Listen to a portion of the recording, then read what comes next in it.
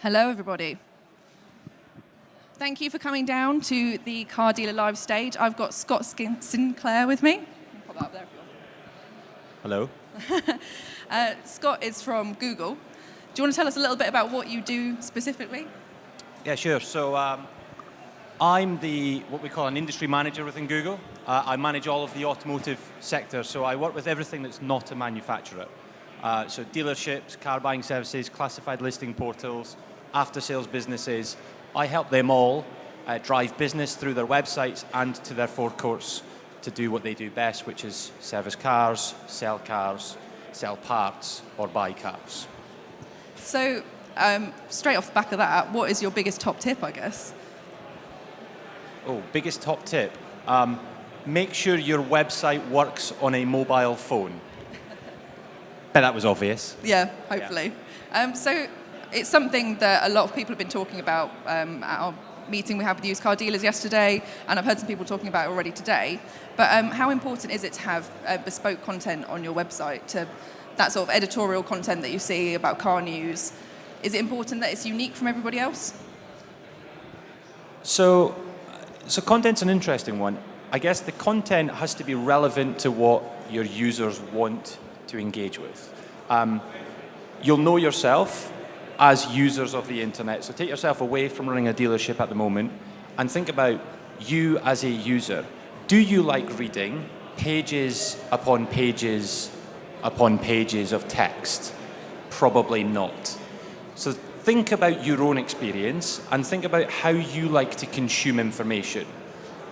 We know within Google that lots more people are watching online video.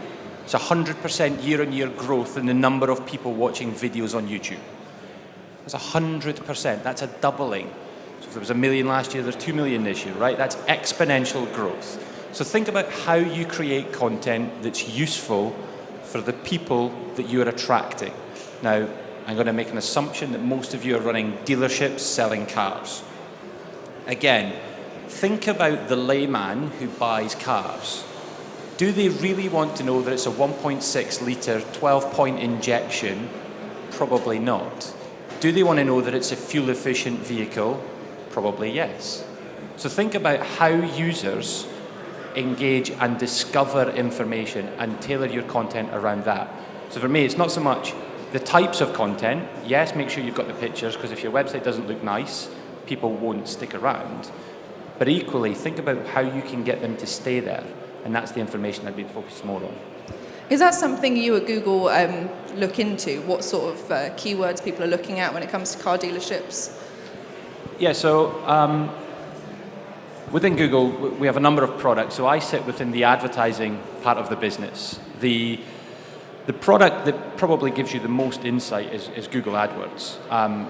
Yes, that's where you kind of do all the advertising, but there's a lot of data that's in there as well, from the number of people who are looking to buy specific makes of vehicles, enthusiasts around automotive, and keywords that they use to search. So you can use that product to get lots and lots of data. I'm sure lots of you have tagged your website up with an analytics platform as well, so use likes of Google Analytics. The keywords that people use should relate to your website, absolutely. So if I'm searching for dealerships near me, that's probably not a keyword you've got on your website, but there's ways in which you can get that information visible on Google. And it's those keywords and understanding the buying journey of your users that will help you drive more traffic to your site. Sort of relating to bespoke content, how important is it to have a unique website? I know there's a lot of people here today trying to get people onto templates, other people giving a service which is completely different from anything else. Do you think that actually matters? I'll be careful how I answer that one. Yeah, be very careful. There's lots of people I could offend in this conference today. As long as your website meets your business objectives, it doesn't really matter whether it's a template or not. The point is, it must meet your business objectives. So if you're looking to sell cars, are you showing people cars? There's a lot of websites I get on, and the first thing I see is about the founders. It's lovely to know about the founders, but if I want to buy a car, I don't really care. I want to buy a car. The other thing is, can I find the information that I'm looking for quickly? And it's quickly that I really, really want to hold you on. So if it's a template that loads super fast, go with a template. If it's a custom build that loads super fast, go with a custom build. The point is, as long as it's super fast. And when I say fast, I mean it has to be fast. You all know yourself.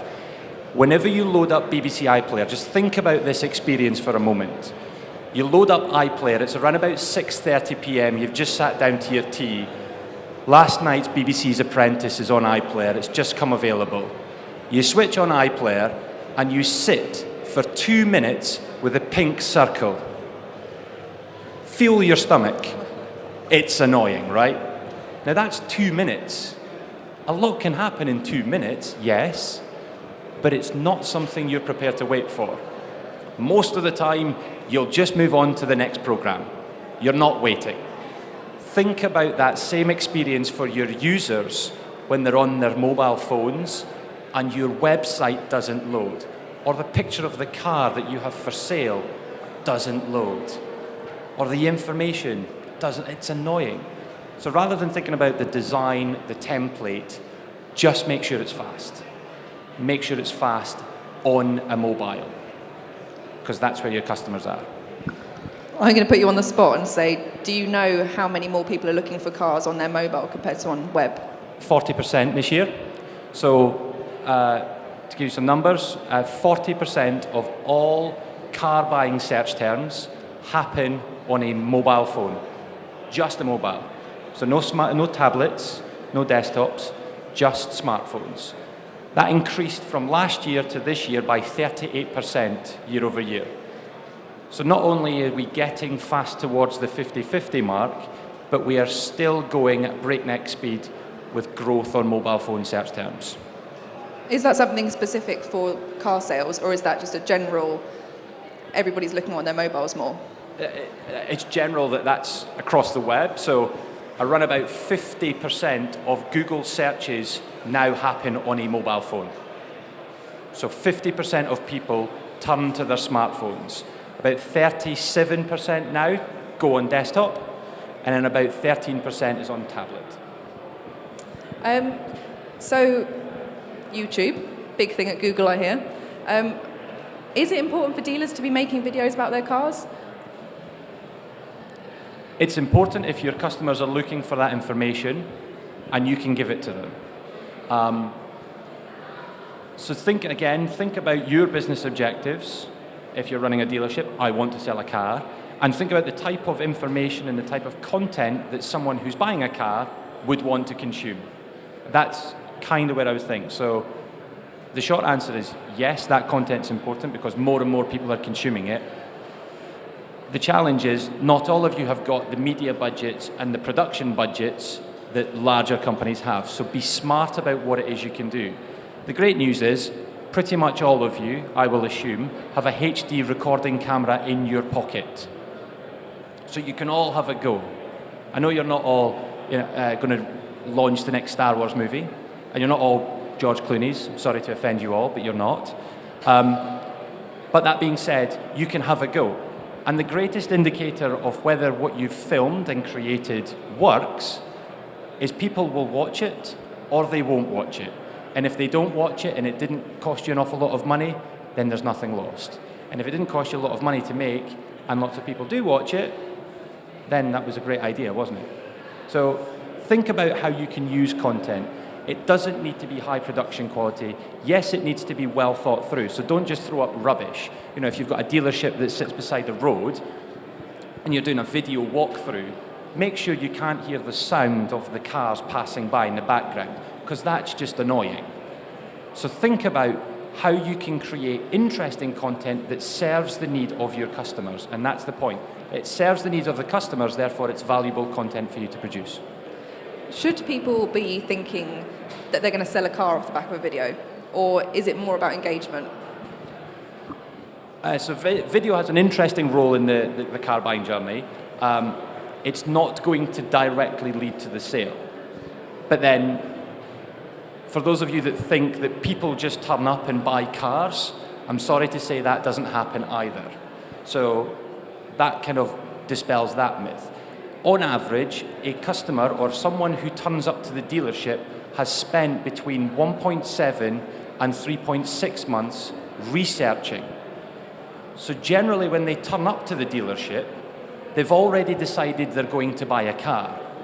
Gone are the days, I know most of you, again I'm going to offend everyone, but the demographics here, maybe on a Sunday afternoon you were used to packing the kids in the back of the car and driving round all the dealerships, picking up the brochures. We just don't do that anymore.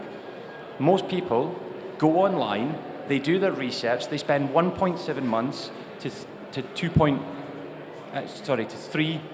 months roughly researching. And as they go through that research journey, by the time they then get to the decision to turn up to a dealership, they're ready to buy. I would challenge you to think about what does that then mean for your conversion rates, because the more people you can get to turn up to your dealership, the more cars you sell. It's a very simple equation, really. More people, more cars sold, and so we go again. So the challenge for you, because let's be clear, people don't really buy cars online today. We still buy cars from other people, and people still turn up to the dealership, partly because they have to, but also because it's quite a nice experience when you turn up and you smell the leather of a new car, or you see the nice shiny alloys and you get to pick the headset that you want to pick. So we still buy in person. Your challenge is getting them there. And as I say, because the journey is for 1.7 months of the time, how do you make sure that you are front of their mind right at the last minute, but also right at the beginning of the journey as well? And that's the challenge.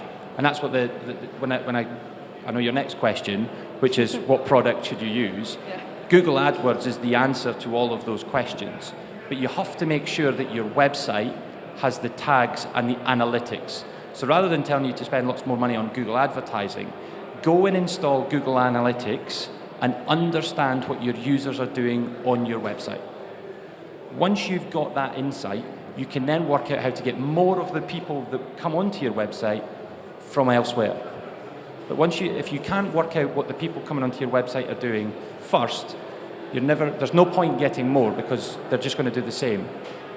And it comes back to the question you asked me at the beginning is, does your website meet your business objectives? If your business objective is to sell cars, does your website facilitate and help you sell cars? Again, I know it's nice to know about the founders, but the website is designed to sell cars.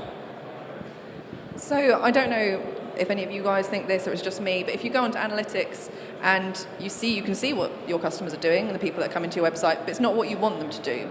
What is it? And this is probably a very broad question, and you're going to stare at me and go, please don't. But what should car dealers want to see there? Users doing the things that help them achieve their business objectives. Selling cars. Helping them sell cars. So let's be clear. A lot of you probably got online inquiry forums. That's your way of generating leads so that you can then phone the customer back and make an appointment. Now, if you can get more people to fill in forms, you'll phone more people back, you'll have a dialogue with them, you'll get them to turn up to the car. But not everyone does that. Not everyone fills in your online forms. Increasingly, that's becoming even more difficult on a smartphone, because I don't want to give you my waist size, my inside leg measurements, my postcode, my first name on my mobile phone. I literally just want to see the cars. The good news is that information, that when people are on your website or they're looking for your dealership and then turn up, is also available. So there's a couple of things that you probably now start to see within Google Maps. For those of you that use Google My Business, I know that was one of your questions as well, but Google My Business, if you're listed on Google My Business, you'll start to see that we've started to show users when your dealership is likely to be busy and not busy. Some of you may have experienced this in retail as well, right? You know now that between the hours of 6 and 9 p.m. that John Lewis is busy on a Thursday night. So you have a choice. Do I go or do I not go?